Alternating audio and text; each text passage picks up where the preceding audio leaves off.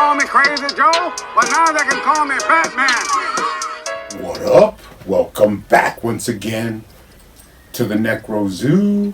I am Bones. And in this one, let's go ahead and add one more figure to my McFarlane DC Multiverse collection. Now this time we will head back into the live action figures. Now this is coming from the upcoming The Flash movie, but this is kind of like one of the main things I was really looking forward to when I saw all the images of all the figures and the vehicles. I mean, this was pretty much what I was looking forward to. Now this is going to be the Batfleck version of Batman in this film, and we will also be taking a look at the Bat Cycle. Now he does look pretty reluctant in the packaging, but let's go ahead and take a closer look at him. But first, he does come with your standard black DC Multiverse stand.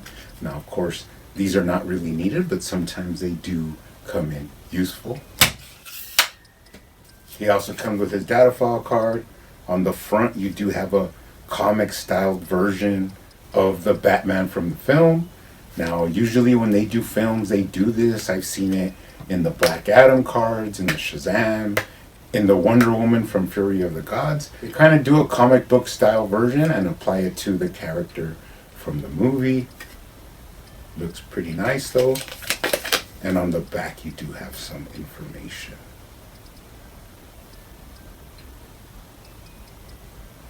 Pretty sweet. We'll add it to the collection. Now he does come with some accessories. He comes with 2 alternate fists. Really appreciate this. Keep it up. Now let's go ahead and take a closer look at him. Now this is, as I said before, when I saw the images from the movie of the versions of characters they were going to release, this was by far my most anticipated figure. Love me some Batfleck. All the way from Batman v Superman into the Justice League. Just an awesome, awesome rendition of the Batman suit. And also a kind of different take on the Batman tactics and the way he attacks crime. Sort of an older, grittier version that's just, done playing games with these fools, and a pretty lethal version of Batman. So he looks really good. I knew this suit was going to be like a different version. Of course, it doesn't come from either of the earlier versions, but it does have sort of similarities. But all in all, it does look good. Still tactical, still has a lot of armor and plating, and a lot of cool design to the costume. Looks really good to me. I knew this was going to be basically my favorite figure of this wave, and of course I always like to get them in hand before I make any decisions or anything like that.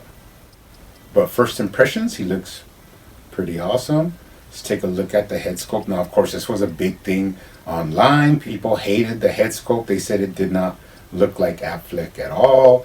Of course we have not seen how he looks in the trailers or anything like that, or any of the images. Very quick glimpses, but a lot of times they actually show him from behind. So we don't know necessarily if he changed the cowl or it's going to look different. But I'll tell you what, this is an awesome Batman head. I had so much fun like turning them and moving them around and seeing how the light hits them. And for a Batman version, this is awesome. Now I could take some paint, the open part of the cowl. The skin does look kind of whitish. You could add a little bit more pinkish hue to give them some more, just to soften it up a bit. But as I stated before, this is an awesome Batman cowl. I love the short ears and the gritty sort of feel you could get from this head sculpt. To me, it is awesome. I don't care what nobody says. That's why I always wait until I get the figure in hand. And people could dislike it, and they have the right to their own opinion. They could say, oh, I don't like that head, or I love it. This is an awesome Batman head. Dare I say even a grimy looking version of Batman. But yeah, let's check out the articulation. Looks down really well. Looking up awesome. He looks up all the way, which of course is going to help when he rides his bat cycle. Really cool. Looks, like I said, looks stoic, has a lot of posability potential and stuff like that. You got right to left, and you can tilt his head for some attitude. Pretty awesome. Moving down into the chest, you do have this kind of debossed in like engraved bat symbol, so it doesn't stick out. It's kind of, you know, carved in there. Another thing I didn't talk about, which I love, is this thick neck that the cowl sits on. It's like a thick part of the costume, and it goes down and taps into right above the symbol. Moving down, you got kind of that same style of belt from the original Batfleck suit, and then a little bit of changes in all the straps and buckles and stuff like that. So let's take a look at the waist articulation. You do have side to side, pretty smooth. You got the full tilt-a-whirl at the waist. You got a lower waist swivel, upper chest swivel. You could twist them, get them in some action poses. Now the crunch, I mean, it has a slight crunch. You could see where the upper chest kind of wants to touch into the belt. If you were to mod this, which is you can do it. You just got to take apart the upper torso, but you could probably get it to crunch a lot more. But for me, that's sufficient. And then, of course, you could lean them back. As per usual with McFarlane figures, they have no problem leaning back. Let's take a look at the shoulder. That's why I like the cape out of the way. So you got a lot of range in that socket bushing McFarlane shoulder. A lot of movement. Still get up and down, front to back. Bicep swivel. Double jointed. Passable. Look okay for armored, suited up Batman version. Starting from the shoulder, you have new kind of, I could tell it's kind of new pauldrons of armor going down to some straps. Now the forearm guards are pretty reminiscent of the old suit. Got some straps, but you do have some kind of like armored up grip gloves, and they are in the gripping hands to hold on to the cycle. Now, I mean, one thing I will give them is that they're getting better on the where you pop off the hands and exchange them, because you could easily pop off the hand and it just goes right in. It's in there. So if you want, or you want to display them in a different pose, you got a lot of fist action, so that's pretty cool. But for right now, we'll go back to the regular hand. Okay. On the other side, have the same thing. Sliding into another hand. Now these wrists still have the same articulation, 4 ways, hinge and swivel. Pretty nice. Get him in a T-pose. He can actually go a little bit higher. And then of course he could move his arms above his head. Pretty nice range there. Now, here's a here's a point of contention for me, and that is I do not really like thigh cuts. Now, these are kind of iffy because you could see them from far away. They're not hidden by any type of part of the armors. They just cut into the leg, and even worse, the lower part is kind of thicker than the upper hip part. So right away you could see that irregularity jutting out from the thigh. And what's sadder is that it has like some crazy little clips here that actually look like they should have been tied in to the leg, but they have to be loose so that you could still swivel the thigh. To add, insult to injury, you don't really need a thigh cut with these because you have the swivel at the hip joint, which I always show. So that means that you could move the boot from side to side without the thigh cut. So you could actually move the boot and position it onto the bike with no problem. But they did give you a thigh cut here, kind of tight, but it is there. Now, as soon as you turn it, you do break up the scope rather horribly. So yeah, I'm not probably not going to use the thigh cuts that much, but they are there. And of course, if you enjoy them, that's fine. It's not a problem for me. I still accept the figure. It's awesome the way it is. Now, you can kick up pretty high, and then you could kick back as well.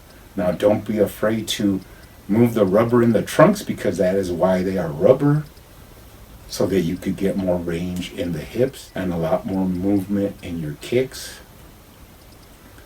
Can pop out the leg, bend the knee. You got that awesome McFarlane hip swivel.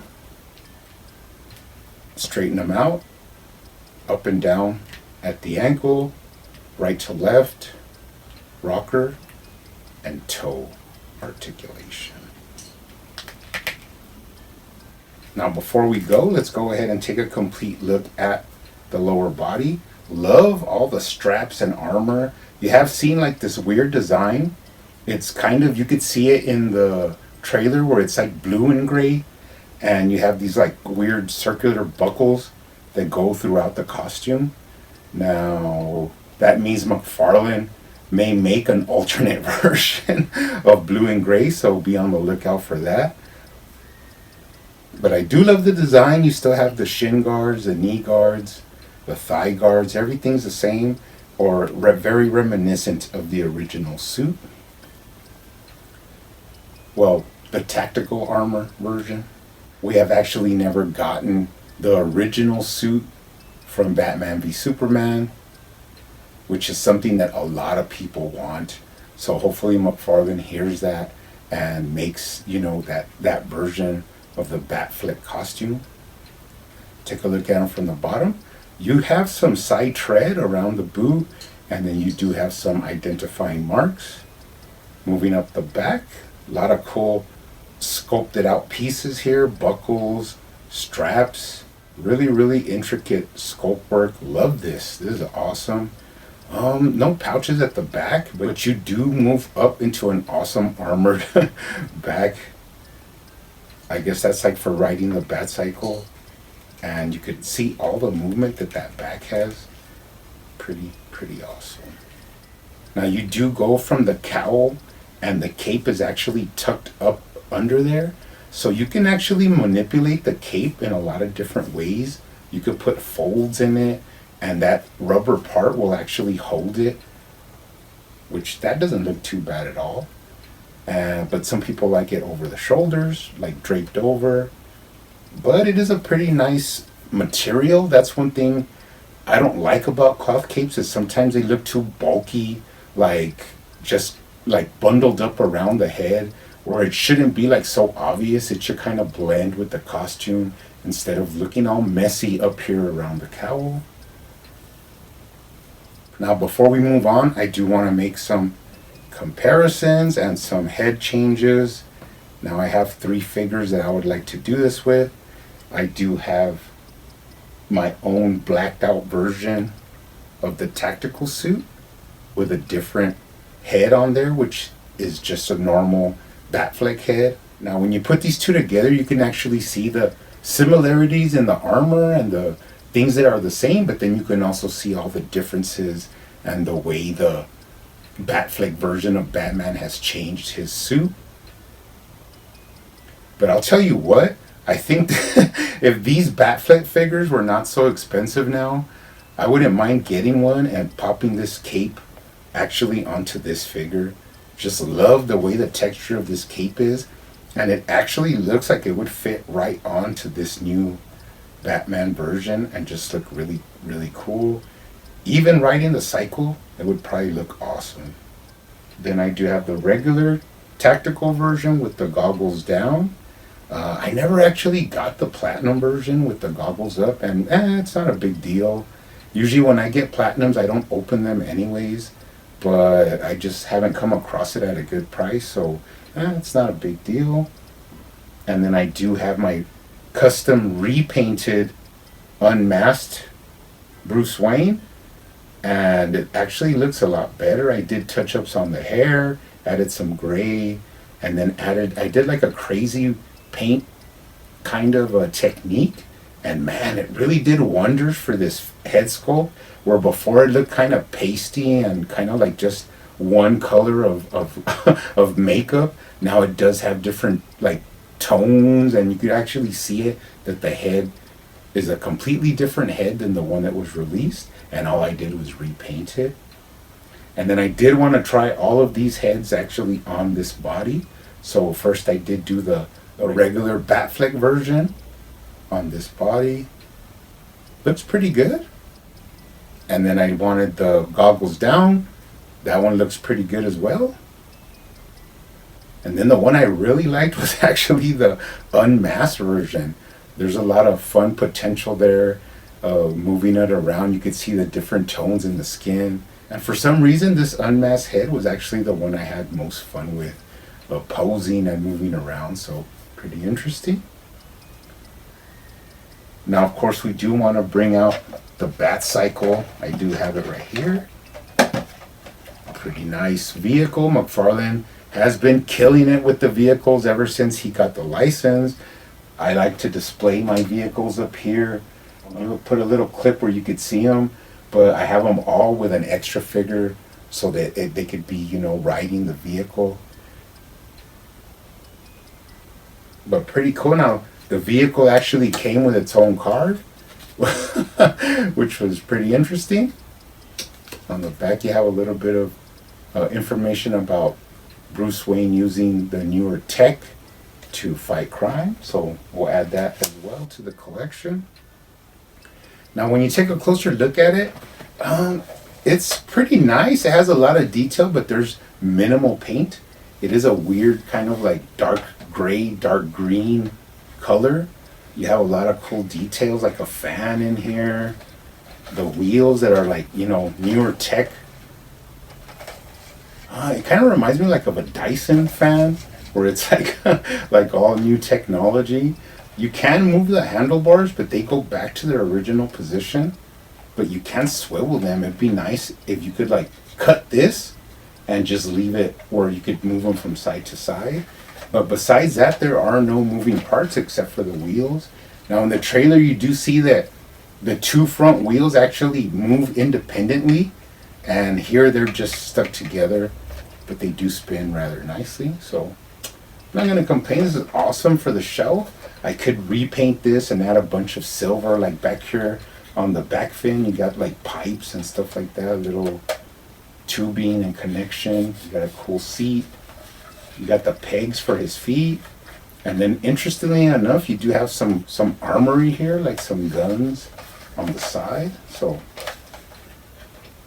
all in all, it's a pretty nice figure. You can get Batman on it rather easily and then pose them and have some fun with them. It does roll. I did get some shots of that where it rolls pretty smoothly with the figure on it. But all in all, I'm actually pretty happy with this. Can't wait to get my giant Batwing. I'm going to have to hunt down a Keaton Batman. Kind of interested to look at the Supergirl, just because I think she had a lot of potential and they kind of dropped the ball on that one. But I will get other figures. This Batman for me is really awesome. I actually like the head sculpt and the suit design. The cloth cape, I could take it or leave it. I might end up, you know, finding some way to get an extra one of these to like do a cape swap. But he's gonna look really awesome up on the live action shelf. But you guys keep hunting out there, keep collecting, keep customizing, and I will see you on the next one.